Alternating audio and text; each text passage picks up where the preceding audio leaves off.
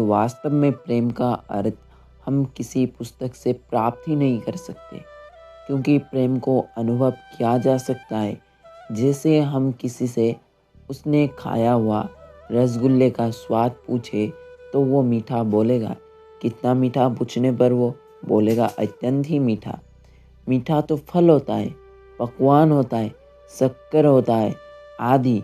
किंतु पुनः उसको पूछा जाए कि कितना मीठा था रसगुल्ला, तो उसका उत्तर अब नहीं मिलेगा। वो कहेगा खुद खाकर देख लो, तभी तुम्हें पता होगा कि कितना मीठा था। उसी तरह प्रेम को जिसने अनुभव किया है वही उसे जानता है। लेकिन इंसान से प्रेम वास्तव में वो आकर्षण है, मोह है, स्वार्थ है, क्योंकि वो प्रेम नहीं, उसमें अपने लाभ को देखा जाता है। प्रेम तो प्रकृति में अपने ईश्वर से होता है, ना कि इंसान से, क्योंकि उसमें हमें उनके सुख के लिए कार्य करते हैं। जिसमें सिर्फ खुद को देखा जाता है। भले ही आप हमें प्यार करो या ना करो, पर हम आपको ही चाहेंगे।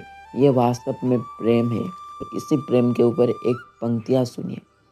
तुझसे हो गया मुझे प्रेम, अब नहीं होगा किसी और से प्रेम। तुझसे हो गया मुझे प्रेम, अब नहीं होगा किसी और से प्रेम। हर पल तेरे ख्वाबों में खोया मैं, हर पल तेरे ख्वाबों में खोया मैं। अब किसी से डर नहीं होगा मुझ में। यह है प्रेम की अनोखी भावना, जिसे अपने अंदर है छुपाना। अनुभव किया है जिसने उसने जाना, यह है प्रेम की अनोखी भावना। मेरी सुबह की पहली किरण भी तुम, मेरी ख्वाबों की परी भी तुम, मेरे शरीर की रूह भी तुम।